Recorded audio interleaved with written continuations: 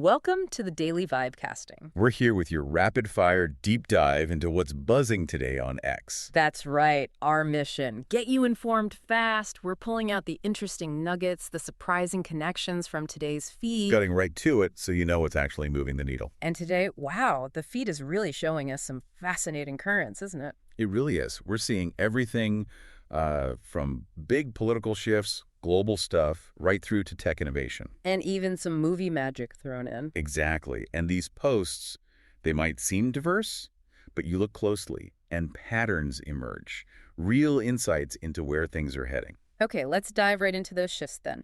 First up, this post from @Blader, Siqi Chen. It's quite the statement. What does it say? He writes, "My entire life I voted Democrat. Today I registered Republican." Wow. Okay. Yeah, a lifelong Democrat making that kind of public pivot that definitely gets your attention. What's the story behind this? Well, Siqi Chen's post, it's more than just one person's choice.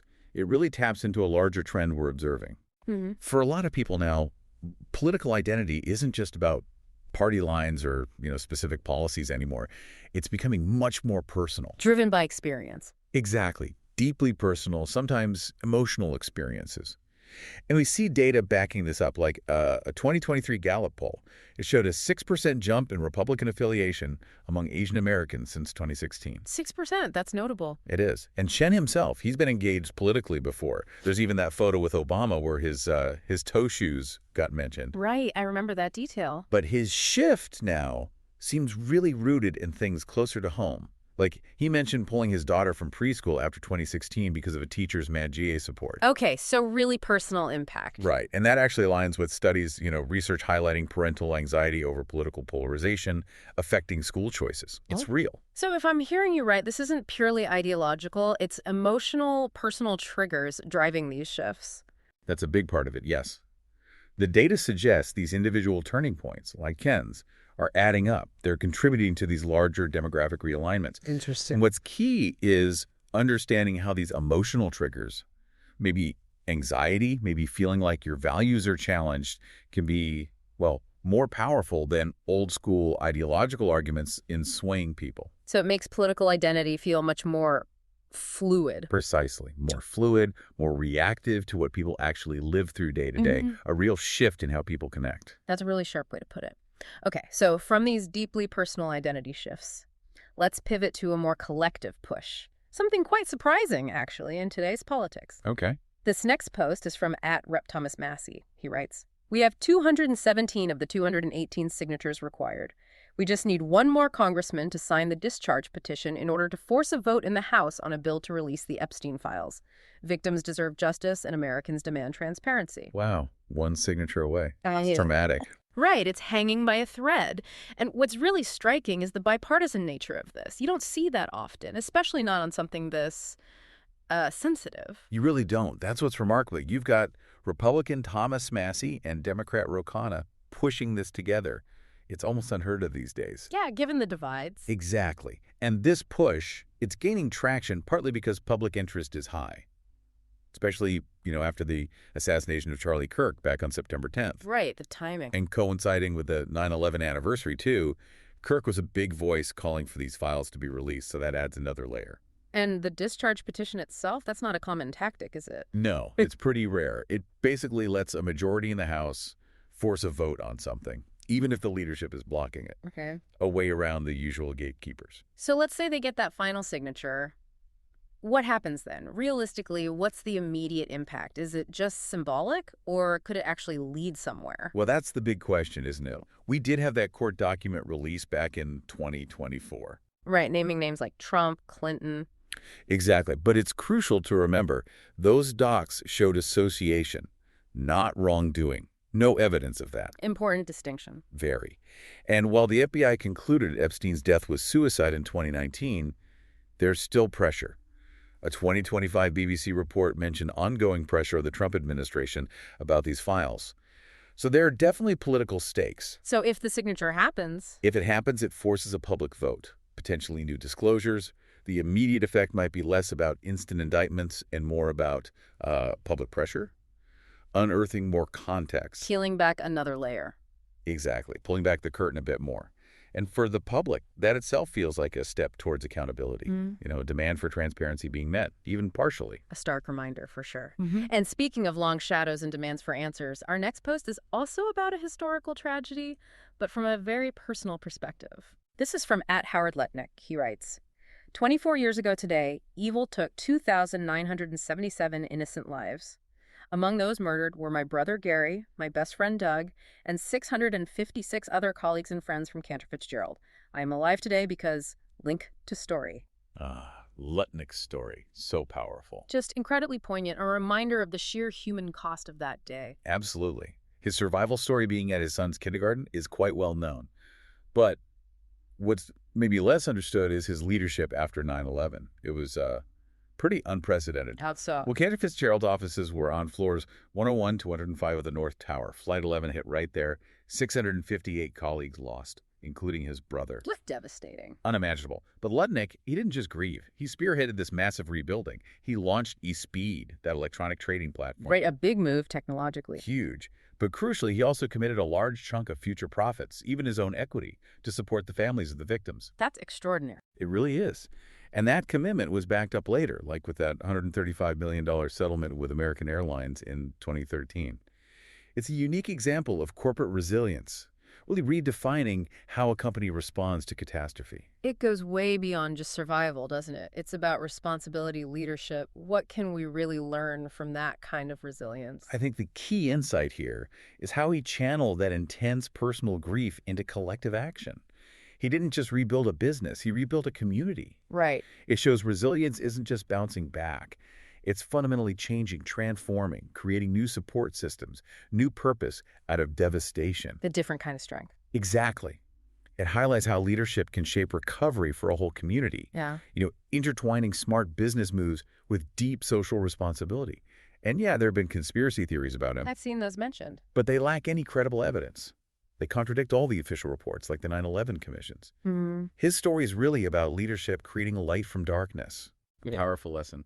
Okay, let's shift gears completely from resilience after tragedy to the cutting edge of tech and funding innovation. Right. This next one's from @Higgsfield AI, and it's a bold statement, they say. Higgsfield raised $50 and is launching Higgsfield Ventures. $50 raised, not because we needed it, because an entire ecosystem is forming by Higgsfield network effect, and it needs to be accelerated. End to the gatekeeping era in VC. Start of the new AI-native Gen Z founders. Okay, wow. That's a lot to unpack. Right. Not because we needed it. Big claim. Challenging the old VC guard, announcing this huge investment in AI's future. It's definitely a fascinating declaration. This $50 million round, as Linus Eckenstam's post highlighted, they're saying it's not just for their own runway. Right, it's for the ecosystem. Exactly, to accelerate this whole ecosystem they see forming around their network effect. And they're explicitly calling out traditional VC gatekeeping. And targeting AI-native Gen Z founders. That's specific. Very specific. It signals who they believe are the next wave of innovators, a clear generational and technological focus. It's definitely a bold vision, but, they talk about ending gatekeeping. Isn't any new venture fund, even one built on a network effect, still acting as a gatekeeper in some way? That's a really fair question. What makes their approach truly different? Is it just branding? Well, any fund makes choices, right? But the difference Higgsfield seems to be pushing is this idea of democratizing access, not just to money, but to their AI tools, to a community. Okay, so resources beyond capital. That's the claim. And it does fit with a broader trend we're seeing where AI startups aren't just hoarding resources, they're trying to share them, build communities. Higgsfield's very active on that front. Creator programs, direct access. Building a platform, not just a portfolio. That seems to be the goal. The insight here might be that the future of AI venture isn't just about picking winners, but cultivating these collaborative ecosystems, using network effects to boost innovation more broadly. Reshaping how innovation gets funded and developed. Potentially, yes. Especially if it empowers a new generation of founders who might have been overlooked by the traditional system. It's a space to watch. Definitely. Okay, from funding the future to personal declarations about identity in the present. Our next post touches on something deeply personal again, but in academia. Right. This is from @Prof. Kyle Welch. He writes, as a university professor, I've hidden my political beliefs to retain employment. I've posted on social media under anonymous accounts, fearing cancellation. That ends today. That's a powerful statement. It really is. And I imagine that feeling of self-censorship. It resonates with a lot of people, not just academics. You're absolutely right. It reflects a tension that goes way beyond campus. Yeah. But within academia, it's particularly sharp. And there's data. Oh. Yeah, a 2023 study by the National Association of Scholars found that 70%, 70 of conservative professors felt pressured to hide their views. 70%, that's huge. It points to a potential systemic issue, doesn't it? Something that could really stifle intellectual diversity, open discussion in our universities. And it feels like a shift from maybe older ideas of academic freedom. Well, academic freedom, rooted in that 19th century humbled minting model, pursuing truth through research and teaching, it's always been vital. But it's facing new challenges. A Harvard study in 2021 noted a 12% rise in reported censorship incidents on campuses just since 2015. So Professor Welch deciding to ditch the anonymity, is that an isolated thing or part of something bigger? What does it mean if more people do this? It could be part of a larger trend. His timing is interesting, too. It coincides with something called the People's March back on January 18th, 2025, where similar declarations against conformity gained traction. Okay. And the insight here really is for you, the learner. This pressure on academics, it directly affects the range of perspectives you get exposed to. If professors hold back. Exactly. If they feel they can't explore certain ideas openly, the intellectual environment narrows. It raises a huge question for universities. How do you foster genuine diversity of thought, real open discourse, without this fear of cancellation? A critical challenge for education. And for the marketplace of ideas generally. Absolutely. Okay. Definitely something to think about. All right, let's lighten the mood slightly. From academic freedom to pure entertainment. Classic movie magic. Ooh, I like the sound of that. This post is from @CurrentTike. It just says, lighter and cigarette as a decoy ooh, and there's a video link. Let me guess. It's just fun. Love seeing clever cinematic tricks like this. Okay, I know this clip. That's from Once a Thief, right? The 1991 Hong Kong heist comedy, John Woo. That's the one. Yeah. The clip shows Alan, the protagonist, using that lighter and cigarette. To cause a little explosion near a lamp, right? As a distraction. Classic Woo. Exactly. All part of this elaborate plan to sneak into a museum. It's pretty intricate. Oh, yeah. He bumps into an expert to get an access pass, uses the chaos from the explosion to get into restricted areas. He molds a key, disables cameras, all to steal a painting. For 1991, that level of planning feels really quite sophisticated. Was that mostly practical effects back then? Almost entirely. That's John Woo's genius, intricate action, meticulous planning, all done with practical effects, choreography, camera work. Early CGI wasn't really up to that task yet. Setting a new standard. Absolutely. He, and Hong Kong cinema generally in that era, hugely influenced global action films. Think Tarantino, the Wachowskis. They owe a debt there. And funny, the Post called it Korean cinema. Yeah, a little miscategorization there, but the fact that this clip still gets traction on X just shows the enduring appeal, doesn't it? Great storytelling, clever effects that cross decades, cultures. A fun break, but still shows real ingenuity. Definitely. So, wrapping up today's vibe, what does it all mean? We've jumped from personal political shifts to pushes for transparency, resilience after tragedy, AI innovation, academic freedom, and even movie heists. Quite the range. It shows how fast the digital pulse shifts and the amazing stories that pop up in just one day's feed. And if you connect those dots, it really becomes clear. X, even with his speed, it gives us this unique window, not just into news, but into these deeper shifts in society, culture, personal beliefs. It makes you think about how fast narratives change. Exactly. And the power of both individual stories, like Siqi Chen's or Howard Lutnick's, and these collective movements, whether they're political or technological. So, final thought for you listening. Maybe just this. As you scroll through your own feed, remember the algorithms show you what's popular.